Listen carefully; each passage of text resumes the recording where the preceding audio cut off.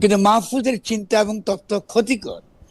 মাহফুজের ব্যক্তিগত আচরণও ক্ষতিকর, কারণ মাহফুজ কোনো বন্ধুদের সঙ্গে কোনো সম্পর্ক রাখেনি। মাহফুজের কারণে কিন্তু আজকে এই পরিস্থিতিটা এত নেতিবাচক জায়গায় পৌঁছে গেছে। এবং ছাত্রদের মধ্যে যে বিভেদ এবং বিভাজন, এটা মাহফুজের ব্যক্তিগত চরিত্রের কারণে। চিন্তা তো আমরা সকলে ভুল করতে পারি, আলোচনা তো লাগবে, আমাদের একটা কালেকটিভ আলোচনা লাগবে, ঠিক আছে। এবং মাহফুজের কারণে, মাহফুজদের আরো তার কিছু অনুসারীদের কারণে এনসিপিদেরকে আমি ঠিক মতো কিন্তু গাইড করতে পারি নাই প্রপারলি এই আপনার গণঅভ্যুত্থান ঘটবার পরে। ফলে মাহফুজ যে এখন যেটা লিখছে এটাও তত্ত্বগতভাবে ভুল। সে আমার লেখা থেকে পালনবাদ ব্যবহার করছে। ও জানে না পালনবাদ মানে কি। ও জাস্ট একটা ল্যাঙ্গুয়েজ আকারে একটা লোককে পালনবাদ, আমি টমাস হবস না পড়লে তো আমি পালনবাদ বুঝবেন না। কারণ ভাসানী কথাটা বলেছে শাসনবাদের বিপরীতে।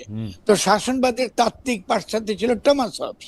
তো আপনি হবসকে পুরো না বুঝে তো ভাসানী রাজনীতি বুঝবেন না। এটা তো সিম্পলি একটা ইসলামী শব্দ ব্যবহার করানো। মাহফুজের কাছে ইসলামী শব্দ ব্যবহার করা হয়েছে এক ধরনের মুসলিম জাতি পরিচয় আনার সামনে। আর আমি ঘোরতর ভাবে সকল প্রকার জাতিবাদী বিরোধী। এটা খুব পরিষ্কার থাকা দরকার। আপনার যারা